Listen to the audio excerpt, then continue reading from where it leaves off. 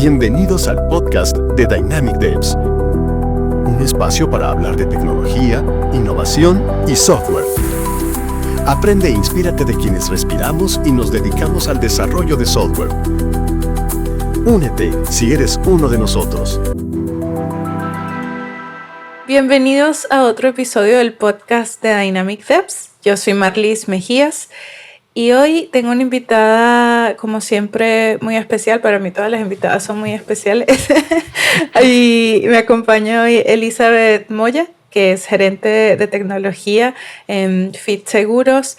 Y me acompaña para hablar de varios temas relacionados, a su rol como gerente de tecnología, pero también a todo lo que tiene que ver con periodos de transformación y cómo impacta la tecnología en ello, ¿no?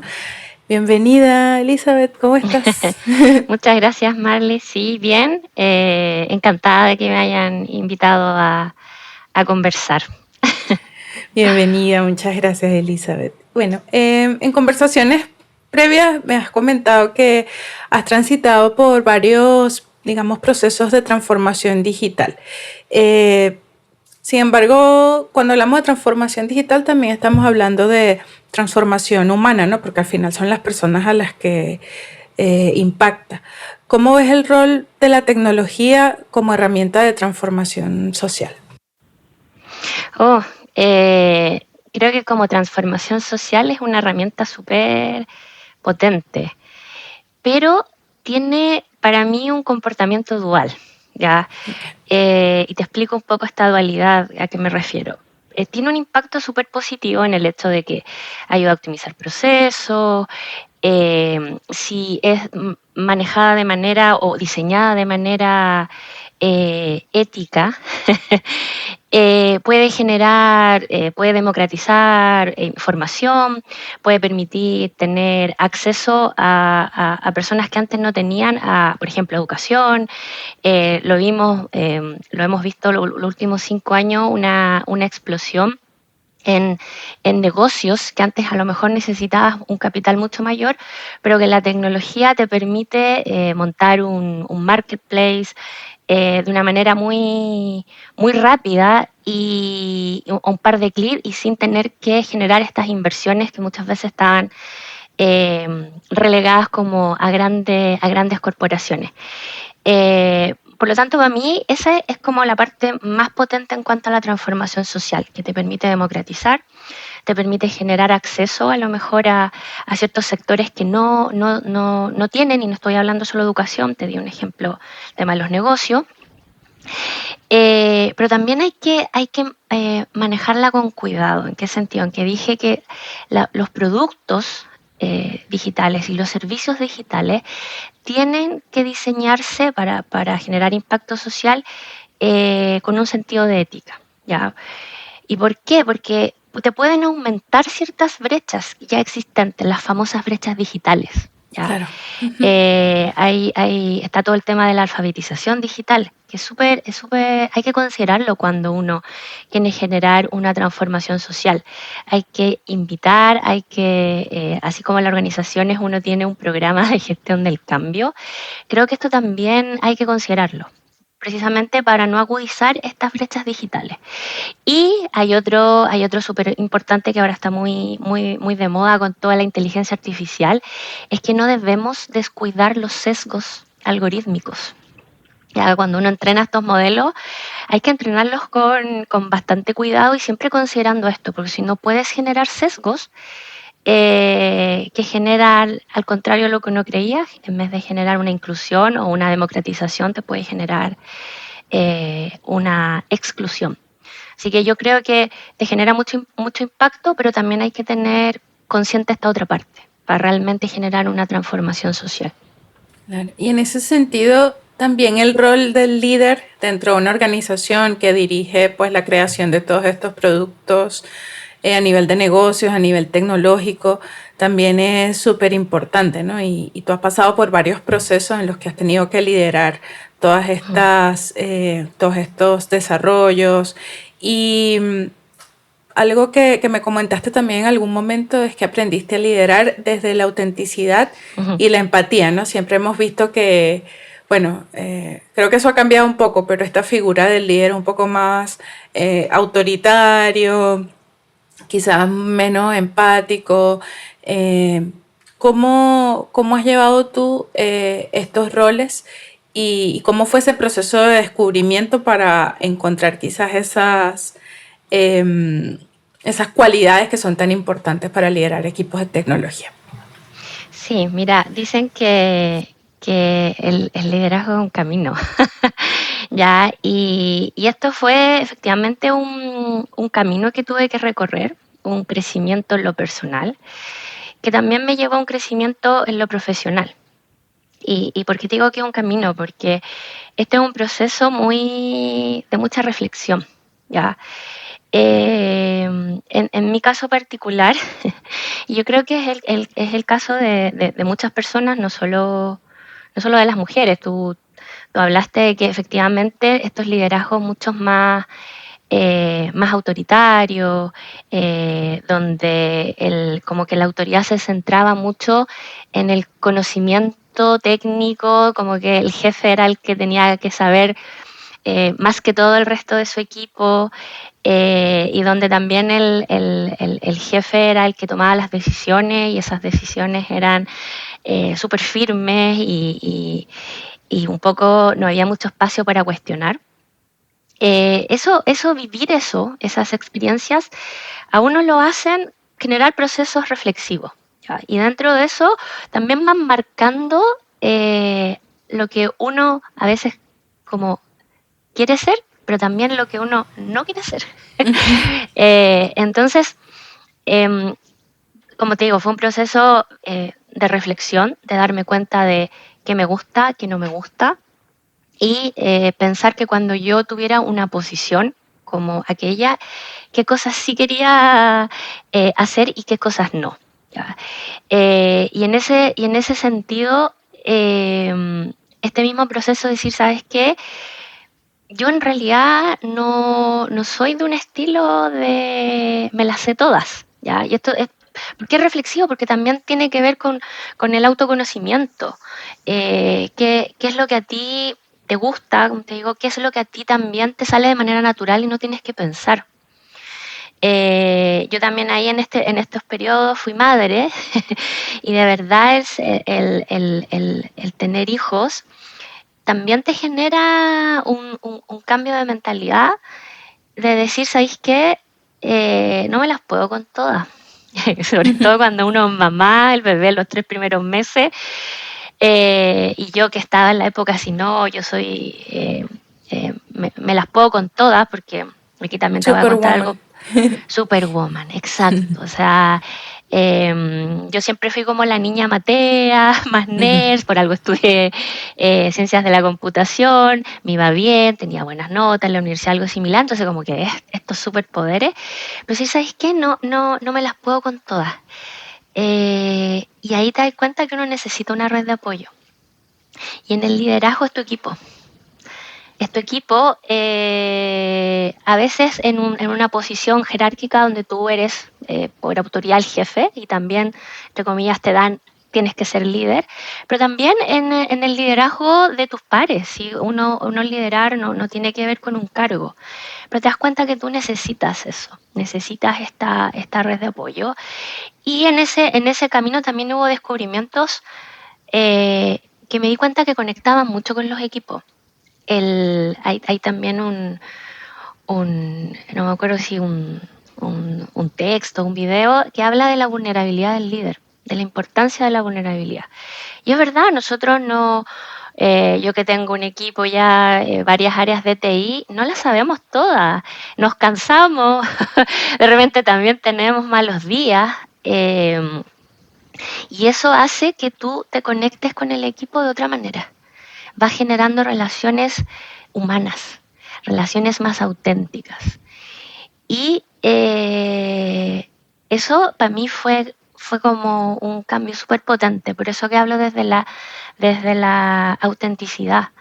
Es que de repente uno necesita al equipo, no se la sabe todas, necesita distintos puntos de vista. Y como yo le digo a mi equipo, necesito que ustedes me ayuden a ver mis puntos ciegos.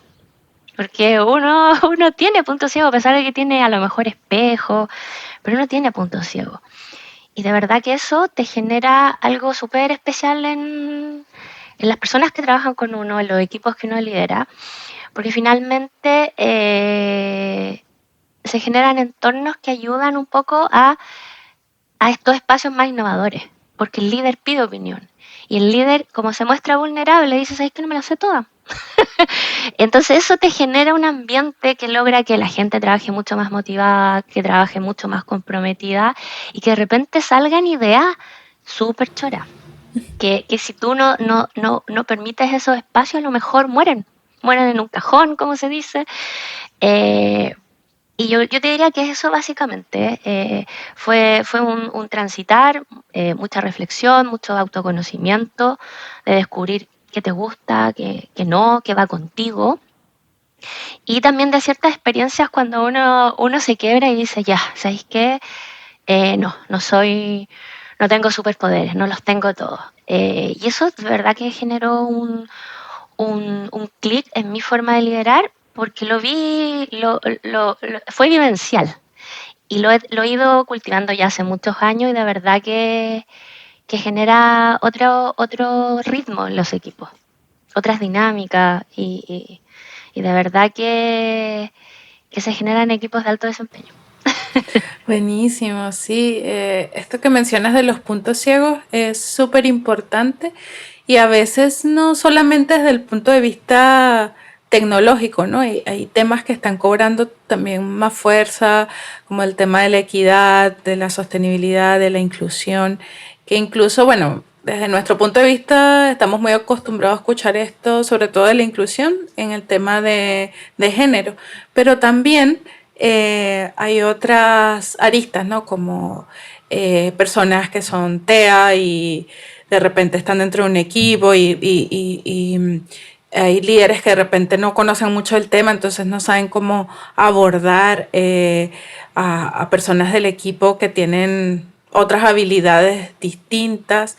Pero, ¿qué oportunidades ves tú en las áreas de tecnología para contribuir mejor y quizás concientizar acerca de estos temas? Oh, mira, en el ámbito de tecnología, nosotros, al igual que el impacto social, cuando tú diseñas productos y también servicios, así, por ejemplo, Servicios. servicios financieros, que es como mi rubro, si tú colocas en realidad, y no voy a hablar cliente, voy a hablar de persona, ya, persona en esa experiencia, tú tienes que, o sea, y la colocas realmente, te das cuenta que esa experiencia tiene que incluir estas particularidades. Y cuando y cómo nosotros afectamos con la tecnología creando sistemas que permitan vivir esa experiencia para, yo te digo, yo años ya se hablaban de los software, por ejemplo, para personas con capacidades distintas auditivas, que son software mucho más visuales, o al revés, personas que tienen problemas visuales, la interfaz es mucho más auditiva. ¿Ya? Entonces, cuando uno coloca a la persona en el centro, cuando uno diseña productos y servicios digitales, se puede hacer esta inclusión. ¿Ya? Pero hay que tener claro de que el diseño tiene que ser centrado en la persona. Lo mismo, o sea, si los servicios financieros, tú buscas servicios financieros más inclusivos, tienes que crear experiencias simples, experiencias de que le expliques al cliente fácilmente qué está contratando y no estas letras chicas que uno tiene como que agrandar, poner zoom para ver todo lo que dice, ¿no? Entonces, sí la tecnología puede aportar mucho en el tema de inclusión. Y algo muy puntual, a mí me toca muy de cerca el tema de TEA. Y aunque tú no lo creas, el otro día leí un estudio, bueno, y en las carreras tecnológicas existe una alta cantidad de personas con trastorno del espectro autista. Nivel 1, sí, los más leves, y típicamente son de altas capacidades. Pero sí hay un alto porcentaje de personas con espectro autista, donde efectivamente las neurodivergencias tienen una forma distinta de funcionar. El cerebro funciona de manera distinta. Y ahí vuelvo también al tema del liderazgo. Es súper relevante cuando uno tiene equipos. Yo dado que leí este artículo, ya lo considero y como te digo, me toca bien de cerca el tema.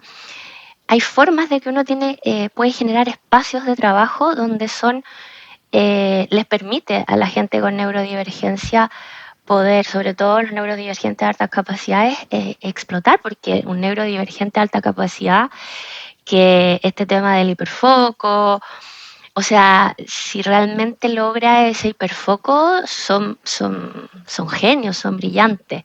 Y uno, a través de espacios de trabajo adecuados, los espacios de silencio, el trabajo híbrido para un neurodivergente es súper relevante porque necesita esos espacios en donde su hiperfoco sea hiperfoco. Claro. Y generan desempeños impresionantes. Así que ahí, por lo menos, el tema que tú tocaste, el espectro autista, yo creo que nosotros del ámbito de equipos de tecnología o que generemos equipos, tenemos que tener conciencia de estas capacidades distintas y cómo también se pueden potenciar, porque de verdad se pueden potenciar bastante. Tal cual. Sí, es un tema que estoy como leyendo así cada vez más. He tenido otras entrevistas aquí en el podcast también con personas que son TEA y trabajan en tecnología y es bacán. Es como una perspectiva muy, muy interesante también, y también los cambios que hacen. Y me parece muy relevante también que los líderes tengan estos conocimientos porque sus equipos están compuestos por personas, básicamente. De hecho, me habías comentado en algún momento como que tu equipo al principio eran poquitos, eran como 10 personas y Sí. después 100. 9. Ajá, 9. ¿Cómo experimentaste este crecimiento del equipo? Sé que tienes estudios también en Management 3.0, pero yo hasta el momento pienso eso, ¿no? ¿Cómo manejar el crecimiento de un equipo tan grande? Sí, mira, efectivamente cuando los equipos van creciendo, igual que las organizaciones, las empresas, a ver, mira, primero, y siempre lo digo a mi equipo, el Everest no se escala en un día. ¿Ya? Tal cual. No se escala en un día. De hecho, yo hice montaña más joven y estuve ligada ahí con montañistas expertos, sobre todo en Chile, y están un mes para hacer cumbre en el Everest y a veces ni siquiera lo logran. Que es como, uno cree que es frustrante, pero no, de verdad hay harta experiencia. Y eso cuando los equipos es más o menos el mismo concepto. Tú partes con un equipo pequeño, la comunicación es fluida, es mucho más directo, y las habilidades ahí son de un tipo. Porque tienes que tener habilidades de poder, de que no te sienta incómodo esa cercanía, porque como acabamos de hablar, hay personas que les incomoda o en realidad no pueden desenvolverse de la manera adecuada. Pero en equipos pequeños eso por lo general tiene ciertas características y ciertas habilidades, ¿ya? Después tú vas escalando y en la montaña uno va subiendo de altura y te empieza a faltar oxígeno. Cuando el equipo empieza a crecer también empieza a faltar oxígeno. El oxígeno es el tiempo. Tú antes podrías tener un liderazgo mucho más cercano, mucho más de uno a uno. Las conversaciones son de pasillo, café y te alcanza el tiempo. Vas creciendo y eso ya no va siendo tan fácil. Y ahí para mí un tema fundamental es las capas intermedias que vas colocando. Porque tienes que hacerlo. Pues no te da, si se te va acabando el oxígeno, se te va acabando el tiempo. Entonces ahí hay que seleccionar muy bien esas capas intermedias que que sigan como tu línea editorial, que mantengan este concepto de liderazgo mucho más plano, eh, liderazgo donde se escuchan todas las ideas. Entonces es fundamental ahí cómo vas armando esas capas intermedias para que no se pierda agilidad, para que no se pierda la cercanía, porque finalmente yo de repente cuando comunico algo, espero que mis líderes intermedios lo hagan tan rápido como yo lo hago con ellos. Entonces Claro. ahí es súper relevante cómo formas esos líderes intermedios, ya sea de manera interna o que los vas a traer desde fuera de la organización. Es súper relevante. Y tienes que también tener súper claro, y pasa con lo mismo con los procesos de transformación, los famosos skilling, cómo tú subes tus skills de tu equipo. Porque efectivamente cuando ya la organización va creciendo, se van necesitando tanto los reskilling, los nuevos, como los up. ¿Ya? Y tienes que tener claro que a medida que va creciendo la organización necesitas nuevas habilidades. Y ahí también hay que prepararse uno como líderes, los líderes que vienen después y también al equipo, porque el equipo tiene que ser capaz de mantener esta comunicación fluida que te ocurre cuando son 9 personas. ¿Ya? Yo diría que un poco para mí ha sido en ese proceso de crecimiento, de tener súper claro qué va a pasar, de que son etapas, ¿ya? Y tienes que tener claro ahí tus líderes y las habilidades necesarias que van siendo cuando las organizaciones van creciendo o los equipos van creciendo. Porque es ¿Cuál? distinto. Sí, esto que mencionas de los mandos medios, en quien tú depositas también como ese liderazgo, como a todo nivel, eh, también lo veo súper relevante como para transmitir la visión del negocio, porque hemos visto mucho que, por ejemplo, con los equipos, hay equipos de tecnología que sí hacen un excelente trabajo, se presentan a trabajar todos los días, técnicamente todo súper bien, pero de repente no están comprendiendo bien cómo impacta su trabajo técnico al negocio, ¿no? ¿Cómo has logrado manejar esto como líder y con tus líderes medios? ¿Cómo ha sido ese desafío? Mira, ahí es súper relevante que tú definas objetivos de negocio, no objetivos de TI. ¿Ya? O sea, son súper relevantes tener indicadores clásicos de TI como típico tiempos de entrega, el típico la tasa de delivery, los tiempos de ciclo. Esos son súper KPIs súper relevantes para entender la performance del equipo. Pero tú cómo mantienes conectado a un equipo con la estrategia de negocio es cuando tu gestión es a través de objetivos de negocio. ¿Ya? O sea, por ejemplo, queremos aumentar un 2% de participación de mercado. ¿Cuáles son los objetivos siguientes? Lo vamos a conseguir a través de venta. Ya, te estoy simplificando porque igual hay Sí, otras sí, sí. variables, crecimiento sostenible, hay varias otras cosas, pero la simplificación. Entonces, siempre la medición es el delivery que hicimos. ¿Está moviendo o no está moviendo la aguja? Entonces ahí el equipo solo logra conectar. Y esto en desarrollo de productos digitales es el famoso cambias de output a outcome. ¿Ya? Tú mides no solo lo que habilitas, el famoso habilitador de valor, que son las áreas de TI, sino que también mides cuánto capturaste del valor que dijimos que lo que estábamos haciendo en TI, con este producto digital, con este mejora de una incidencia, estamos moviendo. ¿Ya? Entonces, eso para mí es fundamental. Te digo, igual es un cambio que no todas las organizaciones lo entienden o lo tienen, ¿ya? Pero es súper relevante que que tú hables en términos de indicadores de negocio. Porque efectivamente nosotros somos parte de la cadena de la entrega de un producto o de un servicio. ¿Ya? Los que trabajamos en el, en el mundo privado, ¿ya?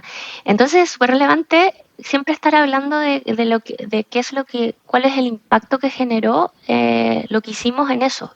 Por eso te puse el tema súper concreto, o si de repente estamos tratando de mejorar una percepción de cliente, ya sea a través de un NPS. El NPS es medio complicado, sí, en las compañías seguro es súper simple, el siniestro. O sea, nosotros sabemos que si respondes mal en un siniestro, tu NPS cae. Y también de vidas pasadas, por ejemplo, en las aerolíneas, tú sabes que si el vuelo sale tarde, tu NPS se va al suelo, ¿ya?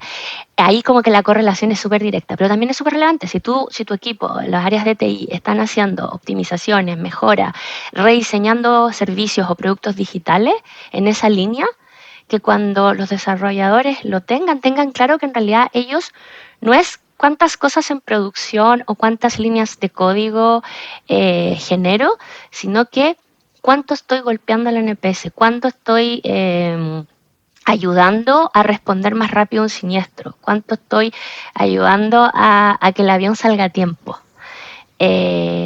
Y eso te conecta de una manera súper directa con la estrategia. Y ahí también hay herramientas, o sea, los OKR son un artefacto muy potente para conectar a los equipos con la estrategia de negocio. Porque te mueves por estos resultados claves, que son de esta cantidad de KPI inmensos que hay, los que tú sientes que te van a mover hacia tu objetivo. ¿Cuál de estos KPI hay que mover para cambiar este objetivo? Son tus apuestas, porque puede que te equivoques. Y de ahí, ya, ¿qué proyectos hacemos para que ese resultado clave se mueva? ¿Ya? Y nosotros aportamos dentro de los proyectos que caen en el ámbito de tecnología, porque hay proyectos de todo tipo, hay proyectos Claro. A veces son proyectos de proceso, rediseño de proceso, pero cuando toca inversión tecnológica, casi en el 90-95% de las veces, es súper relevante saber cuál es el resultado clave y si lo moviste o no. O sea, a ver, ¿hiciste realmente, capturaste el valor que dijimos que íbamos a hacer? Y si no, aprender qué pasó, nos equivocamos en la apuesta, o fue lo que llamamos nosotros los falsos positivos. ¿Qué es un falso positivo en tecnología? Hiciste el servicio, el producto digital, pero el producto digital es bien malo. Bien así como... Entonces tú entregas resultados y dices, no tuvimos la penetración en el mercado que esperábamos. Sí, pero ¿es porque el mercado no reaccionó o porque tu producto no está bien diseñado? Claro. ¿Ya? Entonces ahí es súper importante los aprendizajes. Súper importante. ¿Qué aprendimos cuando no movimos? ¿Por qué? En realidad es que nos falta un delta más, o diseñamos mal la experiencia, diseñamos mal el producto digital, o de frentón la experiencia está súper diseñada, pero el producto es de mala calidad. Que ahí sí nos compete súper fuerte a las áreas más de ingeniería de software o ingeniería dura en el ámbito de tecnología. Un producto de mala calidad, se cae, no hace lo que tiene que hacer. Entonces, para mí es súper, así como un artefacto concreto, los OKR. O sea, y que los objetivos se gestionen por esos resultados clave, porque te conecta directamente con la estrategia. Lo has explicado súper bien, me encanta. Me encanta. Creo que nuestro CEO, Jesús Rodríguez, él y Rosario, también nuestra directora de operaciones, ellos están muy como conectados con los OKR, entonces es desafiante, igual como implementarlo en equipos de tecnología, pero es totalmente necesario. Sí. Y hay cierta particularidad también del rubro asegurador, que es el tema de los sistemas legados, antiguos, que también me habías comentado que, bueno, esto normalmente trae como problemas de escalabilidad, de mantenibilidad, pero me habías comentado que en tu caso fue construir la tecnología desde cero, ¿no? Sin tener que arrastrar como ese peso histórico. ¿Qué ventajas y desafíos has enfrentado desde ese punto de vista? Mira, las ventajas es que siempre es más fácil partir de hoja de foja cero o de hoja en Sí, limpio. Ya siempre es mucho más fácil.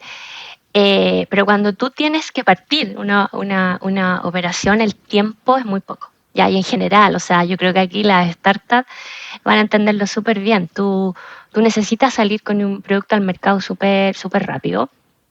Y cuando tú buscas eso, tienes que tener claro que vas a fallar, porque no vas a tener mucho tiempo para el diseño, para la arquitectura, porque necesitas claro. desarrollar y tener productos de una manera bien, bien rápida. Entonces, uno tiene que asumir que va a correr riesgos y que lo más probable es que después tengas que rehacer. ¿Ya? Y ahí está el pero. Porque uno sabe que va a correr ese riesgo, pero ya cuando la empresa se empieza a estabilizar, ya empieza a tener un volumen de transacciones considerable, y te lo digo, yo he escuchado hartos podcasts de startups y les pasa ya esta escalabilidad y cómo respondes rápidamente a este escalado, ya cuando tu negocio explota. Porque asumiste ciertos riesgos por salir rápido a operación y testear tu producto. En este caso, nosotros salíamos con un producto bastante estándar, la venta de seguro, pero el tiempo era lo mismo que ocurre con las startups. ¿Ya? Se asumió el riesgo y hoy estamos en un proceso de rediseñar y mejorar eso. ¿Ya? Y ese es como el pro, porque ahora la parte es cambiar la rueda del auto, pero con el auto en funcionamiento. Ya no, el auto Claro. acá no pasa a pitch. Ya no tengo lo de la Fórmula 1 del auto para... Podríamos, sé que se me está ocurriendo a lo mejor una estrategia de hacer que el parado del auto sea de un segundo, como lo hacen los que ganan la Fórmula 1 típicamente. Sí, todos Eh, los temas de convivencia también, sí, mientras se hacen los exacto, cambios. porque hay algunos que son cambios menores y esos son los simples, pero hay otros, los primeros sistemas, que tienen algunos cambios bien, bien considerables. Así que te digo que sí, tiene sus ventajas el partir desde cero, pero el tema del tiempo, el time to market, que es como súper, súper, súper de cero y no tienes nada, no es que podemos hacer algún parche para poder probar esto, ¿no? Aquí era realmente todo desde cero, pero después tienes el desafío que por asumir esos riesgos tienes que corregir, que es lo que nosotros en el mundo de tecnología, la famosa deuda técnica. La deuda técnica se paga. Esa Sí, es la respuesta. Una deuda que en algún minuto cae te va a cobrar. te va a cobrar, te va a cobrar. Sí. Y hay que tratar de en realidad ir pagando las cuotas para que esa deuda vaya bajando y no Sí. esperar a que te vengan a cobrar. Eso en tecnología es vital. Y ahí también mi experiencia ha sido que esa deuda técnica hay que aprenderla a traducir en impacto de negocio. O sea, cuando el negocio entiende que no pagar esa deuda nos puede generar una disminución o degradación en el sistema, por ejemplo, de cotización, y por ende vamos a reducir un 15%, ni siquiera un crash, porque ahí ya es cuando ya nos nos vienen a embargar. Sí. No, sino que te puede disminuir tu tasa de cierre, en qué porcentaje, y tú logras tangibilizar, no, mira, si la degradación de performance que estamos teniendo es tanto, esto es por una deuda técnica, y si seguimos así, dado el crecimiento proyectado, nos va a impactar en un 3% en el cierre de la venta. Es número duro, es número Número duro. duro. Entonces he aprendido que ahí la deuda técnica uno también tiene que aprender a hablar cómo es ese impacto en el negocio. ¿Ya? Sí, porque si no te pueden decir, no, si funciona, ya Sí, déjalo así. exacto, Pues si funciona, ¿para qué lo vas a tocar? Exacto. Cuando nos deje de funcionar lo vemos. El problema es que cuando nos deje de funcionar es típicamente lo que te digo. Te llegó el policía, el carabinero afuera con una orden de embargo. Y ahí es bien crítico para las organizaciones. Tal cual. Y Elizabeth, ahora que, bueno, todo este tema de la IA que está súper en la cabeza de todos los líderes, de todos nosotros en el día a día, em, ¿qué tecnologías emergentes estás observando quizás con mayor atención desde tu rol? ¿Solo la IA? ¿Hay algún otro? ¿Cómo estás viendo todo este panorama? Mira, nosotros o sea, en general, uno es como en el rubro en el que estoy yo hoy en día, y otro es como en mi ámbito personal profesional, o sea, como mi, ¿cómo se dice? Mi valor de marca, mi valor de marca personal. Claro, la inteligencia artificial es un poco lo que estamos mirando, pero esta inteligencia artificial más generativa, ¿no? La Más IA generativa. sí, más generativa, no la IA tradicional, porque esa yo diría que ya van varios años que la venimos usando, sobre todo en el rubro donde nosotros estamos, en seguro, todos los temas de tarificación se utilizan en general en el rubro, es bastante usado los modelos tradicionales de inteligencia artificial. Pero yo te diría que son básicamente tres tecnologías del rol actual. Uno tiene que ver con todos los temas de IoT. Para nosotros en el rubro es bien relevante, tanto por, no sé, temas de las famosas inspecciones, generar productos que a lo mejor te permitan todo este tema de la sostenibilidad y la equidad, poder desarrollar productos que te premien a ti si tú tenías una conducción adecuada, que lo intentaron los seguros por kilómetro un poco. Pero eso no deja de ser un punto relevante. ¿Para qué? Para también mejorar la experiencia de cuando a ti te siniestran. Si tú tienes todos estos dispositivos e inteligencia artificial para detectar, podrías generar lo que hizo Lemonade, que lo hizo de otra manera, un siniestro prácticamente, una liquidación en el instante cero. Ya, las famosas liquidaciones así express. Y también lo estoy mirando con detención porque también se nos viene la ley de protección de datos. Y el tema del IoT hay que saber muy bien ahí qué cosas usar y cómo usarlo. ¿Ya? Así que yo diría que la IoT, pero también relacionado con la ley de protección de datos, cómo vamos a seguir manteniendo la privacidad de nuestros clientes con estas herramientas. Otra, efectivamente, es la inteligencia artificial generativa. Nosotros en el rubro tenemos varias cosas que estamos revisando, básicamente temas de agentes legales, porque la gran mayoría, que es el seguro más conocido, el de auto, tienen asistencia legal, etcétera. Entonces, van por ahí los temas, el tema mucho de los sesgos, hay que tener mucho cuidado con, Sobre todo en el sector asegurador. sí, de cómo tú te preocupas de entrenar estos modelos. Entonces hay que tener cuidado con los temas éticos y tener cuidado de que no estés generando sesgos cuando estás entrenando estos modelos. Y otro que para nosotros yo creo que está bien en pañales, pero bien interesante, el blockchain.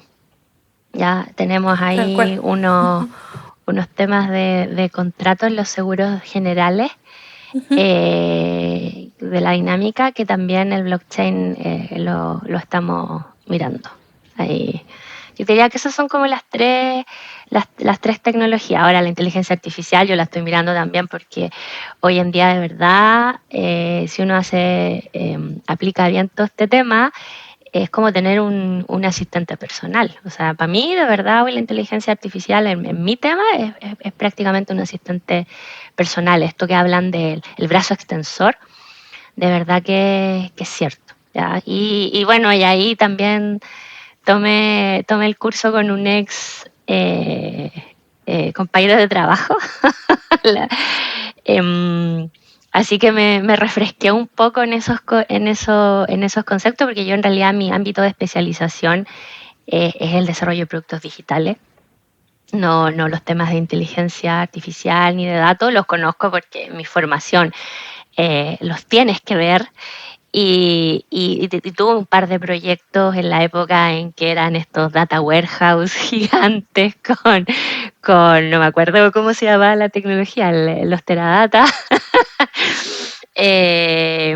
Tuve ahí mi acercamiento con el mundo de datos, pero no es mi especialidad, entonces aproveché en el verano ahí de refrescar un poco, de actualizarme, pero lo tomé más en lo personal, en cómo la inteligencia artificial me podía ser una ayuda, una herramienta, dado que a medida que va subiendo el Everest, el oxígeno es cada vez menos, el tiempo es cada vez menos. Así que eso te diría. Buenísimo. Sí, a nivel como de en la vida como asistente personal, a mí también me ayuda muchísimo. De hecho, estoy esperando algún día que aparezca la robotina que te hace las cosas en la cara. Creo que ya está cerca. Igual da un poco de miedo, pero bueno. Sí. Como que ciertas películas que vi hace unos 5 años o 10, como que uno las empieza a decir. Está cerca. Sí. Tal cual.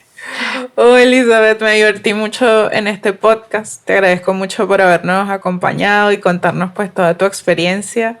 Ha sido genial, ojalá tenerte en algún podcast próximo. Yo encantada. Gracias a ti y a ustedes por la invitación. Dicen que la primera vez nunca se olvida. Tal cual. Esta es mi primera vez, así que no me voy a olvidar de ustedes. También te agradezco porque fue una conversación muy, muy amena. Yo también me divertí. Y aunque no lo creas, a mí tengo mi perfil tecnológico. No soy mucho de hablar. Soy más de hacer y que las cosas que hago demuestren un poco eso, pero yo feliz si un poco de mi experiencia y compartir un poco estas reflexiones ayudan a otros. Así que materia dispuesta para cualquier otra conversación. Así es, gracias Elizabeth y gracias a todos los que nos escucharon. Esto fue el podcast de Dynamic Devs. Recuerden que también si tienen algún tema en mente que les gustaría escuchar o algún invitado que proponer, también nos pueden escribir por LinkedIn, por Instagram también y dejarnos allí sus sugerencias. Yo soy Marlis Mejías y hasta un próximo episodio. Gracias, chao. Gracias por sumarte al podcast de Dynamic Devs. Síguenos en Instagram, LinkedIn, Facebook, Twitch, YouTube como Dynamic Devs y en Twitter como DevsInfo.